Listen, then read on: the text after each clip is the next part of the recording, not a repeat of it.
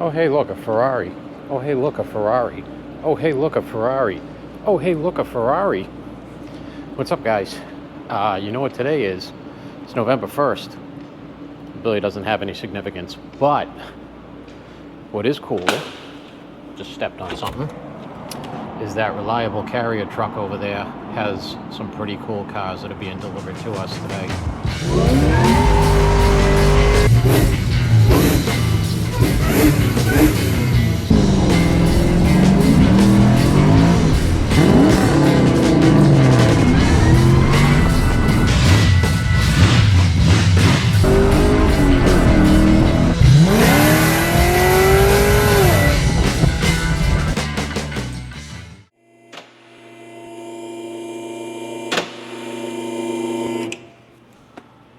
Morning, guys.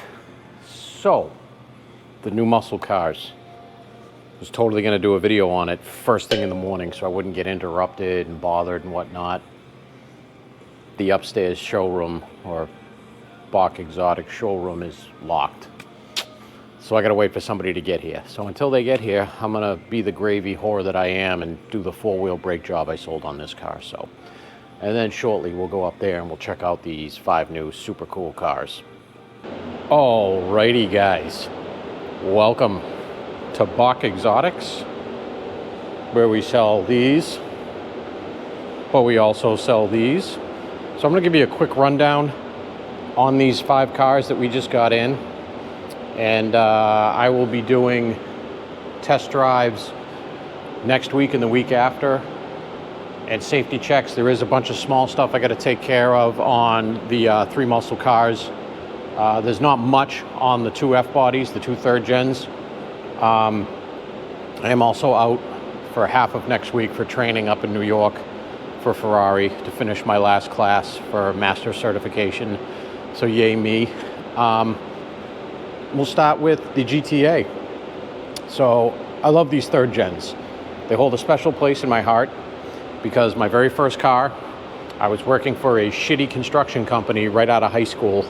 I went to a co-op school, believe it or not, for carpentry. I didn't even go for auto mechanics. And I did that for probably about 2 years, got my first car, and I was done.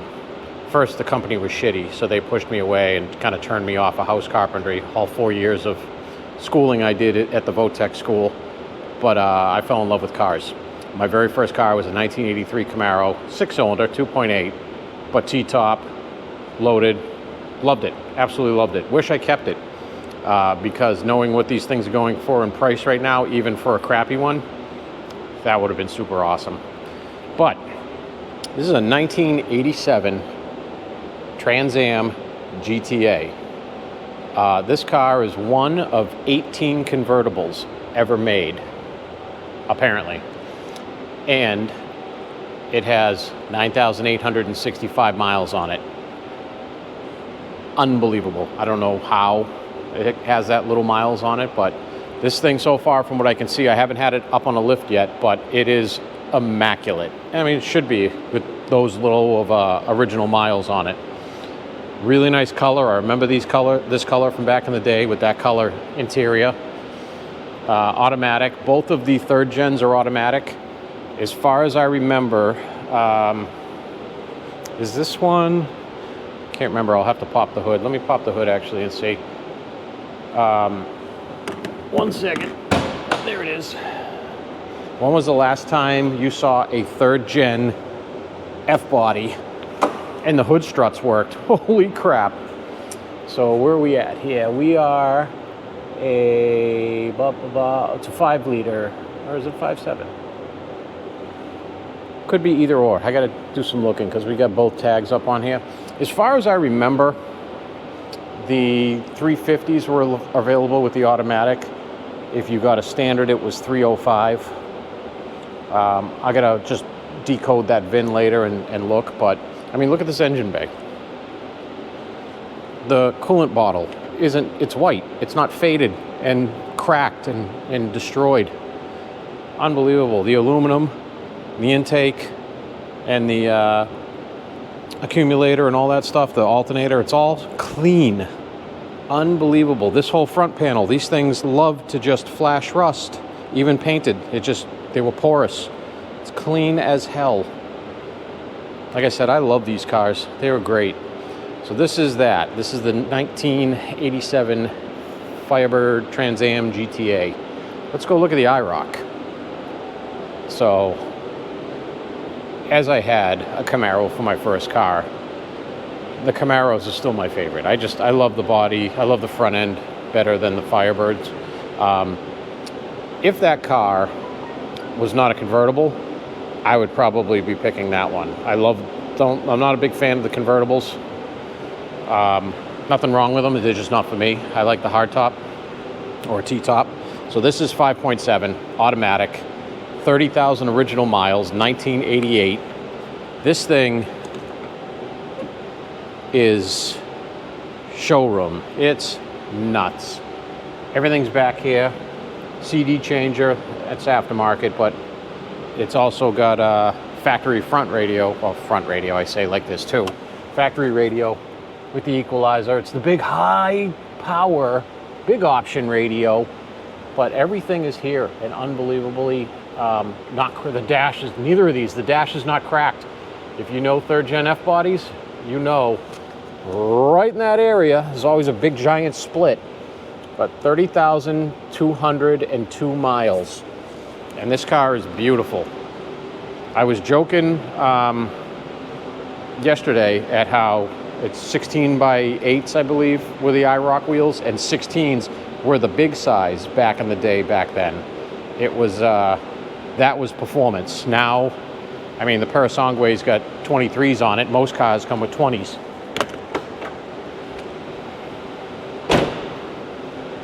It's funny though, because the look at these struts work too. Beautiful.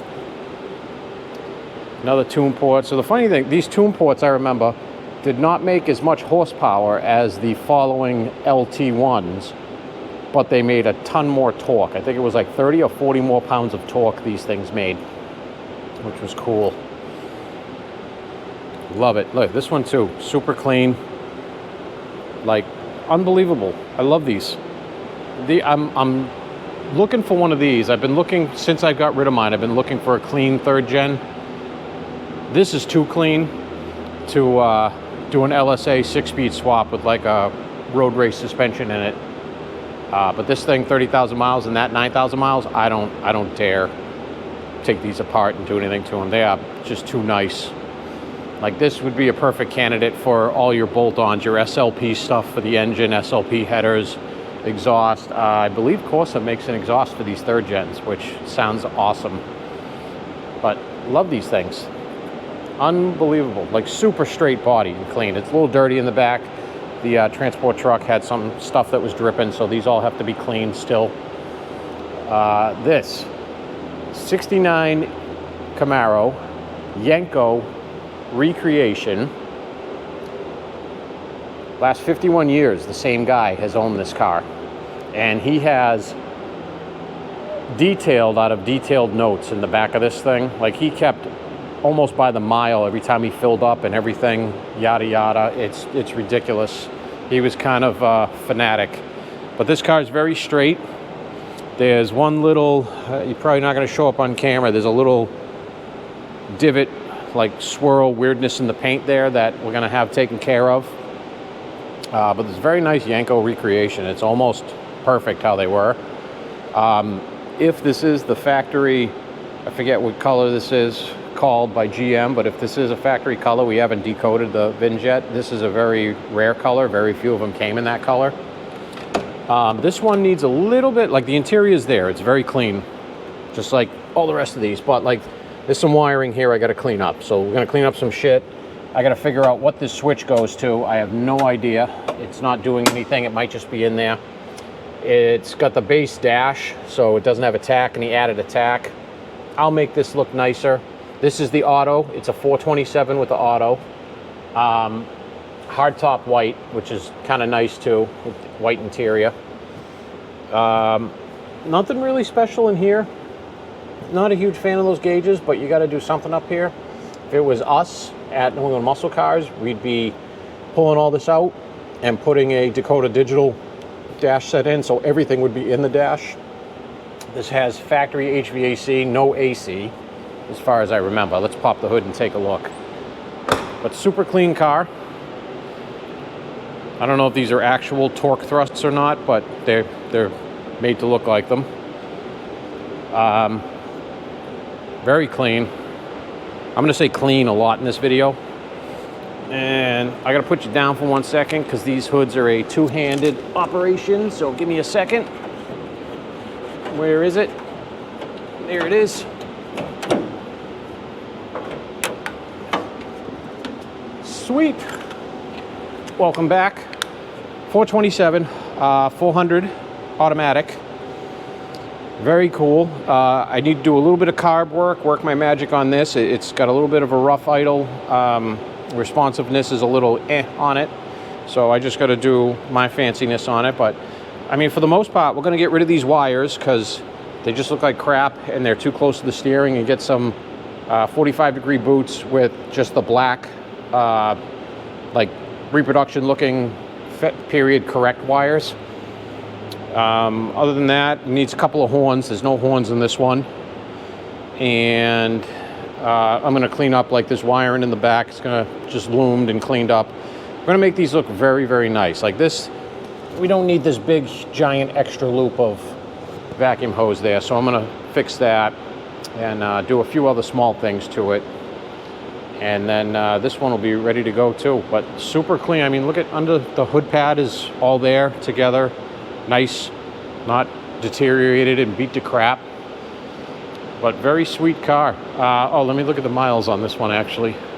I forget how many miles this one has. I don't even know if I've looked that far into this one yet. Where are we? 73, it's behind the tack behind there. 73,054. So, I mean, that's considered low mileage for a 69, but nice car. And they all smell great inside. These weren't cars that were sitting in a pile of mothballs forever. This is a very nice, extra clean driver quality car. I've still got to get them up on the lift and then see if we need to do anything else underneath them or anything for cleanup wise. We're going to skip by the Chevelle right now. We're going to go to this other Camaro. So this is a 69 RS or Z28 RS clone. This car, this body is nice. In black, almost perfect straight, just super clean, no defects in it. And this interior, whoever did this interior did a beautiful job, because this is a very nice, clean, well put together interior. You see them a lot of times where there's stuff hanging, stuff's not right. It's got a really nice reproduction VIN tag in it. This houndstooth interior is freaking beautiful. I love these seats. But it's got the seat belt clips up top here. You know, they will probably replace this mirror because it's starting to fade. You can get one of these off Classic Industries pretty cheap, easy, fast. But it's got the factory center console gauge pod. This one has 96,498 miles on it. But this is a 4-speed car. Very clean. Like everything is here. It's amazing. It's like, is this what it's like walking into like Jay Leno's garage or whatever? It's just, everything's just super cool. But yeah, I'm really thrilled with this one. This, as nice as this car is, like everything is just straight on this. This would be an awesome candidate to just pull the body off, slide a Roadster shop frame under it, drop the body back on it. Just crazy clean. Let's open the hood on this one. Like, just spotless. And we just cleaned this. We haven't buffed it out or anything. This was just a wash because it was dusty from the ride up here. There we go. clean. So this one is just, it's got a couple like the valve covers and whatnot. I believe, I don't know, actually, I think these did with the 302. It's got an actual 302 in it, but everything is here for that one, or for this one. Everything is together the way it's supposed to be. We have horns in this one. This is all factory wiring. There's nothing aftermarket in here, which is beautiful. And just really nice. Sounds great. But this one also, the carburetor, I got to tinker with it. Tinker with it a little bit. Rough, just off idle, which, you know, you don't expect gold from these things, especially with carburetors. And now we're on to the Chevelle. This thing I like a lot. So I'll give you the rundown on it. This is a 427. It's one of the GM crate motors. I'm not sure which one, but it is one of them. 4-speed with a whole ton of QA1 suspension stuff in it. Sounds phenomenal. So this thing runs nice. It's got big tube headers on it. It's got the factory clock down there. That's awesome. 4-speed. Everything like this is super clean too. But we'll show you what's under this one. It's a very nice engine. There's very little I have to do to this one. I've just seen a couple of things I haven't been thrilled with. Oh, where's my hood? There it is. But very nice and clean under here. Big block, Chevy Performance heads, bow tie intake, so it tells me it's the crate motor. I just got to look up which spec, see which horsepower we're at. We do have electric fans on this one. I think the only thing I'm going to upgrade is I'm going to get rid of these battery cables and make some nice 4-gauge ones, because this kind of dinky wire. Not too thrilled about that for cranking.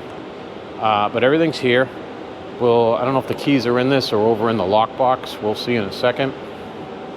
Keys are over in the lockbox, so you don't get to hear it run today. But when I take all these out to safety check them and to see what they need and how they drive and all that stuff, we will hear it then. And so this one came off the truck. This is no tinkering needed on the carburetor. This thing is snappy responsive and idles mint perfect.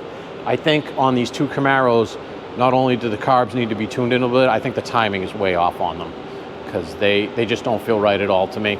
And you know, you pick up these things after a while of doing it that you can be like, oh yeah, right off the bat, you know something's going on. Let's see what we can see under here. Not much, except that it's clean. But yeah, so this has I believe it's all QA1 rear control arms, sway bar, all that stuff. Front, I don't know what it has in it. It's obviously not factory, but we'll have to see. But that's what you get for right now, until I can actually get the time to drive all these and check them all out. But I'm going to be super excited to see how that one drives, just because it's going to bring back all the nostalgia of my first car. This thing's got to rip, absolutely rip. And hopefully that one should too. It's the automatic with a 427, but it should still rip. And that'll be interesting. This one's just going to look $1 million and sound good. And that's going to be pretty fun too. But like I said, I'm more of the T-top guy. I'm not too big on the convertibles. Although these GTA wheels, if you know anything about these things, they're worth about $1.5 million. I exaggerate, of course, but they are extremely wanted. And if you didn't know, if you look at the offset for the front, you've got like a little 1.5-inch lip here. For the rears, you don't. So these are non-rotatable. That was a little thing that most people didn't know. The fronts had more offset because the rear axle track was wider than the front was. So to make all these work, this is how they did it. They offset the wheels. Pretty cool stuff. But I mean, this car is clean as hell. The only thing I saw initially while looking at it was that lock switch is pushed into the door. which not a problem. I'll just pull the door apart, figure out if we need to get a new plate. We can get those. I believe Ames Performance still makes reproductions of those. But everything, like GTAs were the top optioned out model. 1LE suspension, all the fancy stuff inside, got the crazy radio, power everything, cruise, AC. Actually, I forgot to mention that. So this and the IROC ice cold AC, which is amazing. It's got the crazy dimming mirror thing, blah blah blah, which I never had this on any of mine, but pretty decent option. But yeah, so there we go with that. That's your look around for these right now, and soon we will be out driving them, see how each one sounds. The funny part is too, through nostalgia, through starting these two third gens up, they have a certain smell with the catalytic converters they used back then, and it just brings back all those memories. It's insane. It's awesome. I'm like a little kid in a candy store right now. This is so cool. So, and I will talk to you guys sometime next week. Hopefully I'll be able to drive one or two of these next week before I leave for training. Otherwise, I'm going to have to do everything the following week after that. And then we'll go through them, we'll tear them apart, we'll see what they need, what they don't need, what I like, what I don't like, what I can improve on, what we want to improve on, and get these things up for sale on the website and see if any of you want to buy them. That Chevelle's going to be so much fun to drive. All right, I'll talk to you later.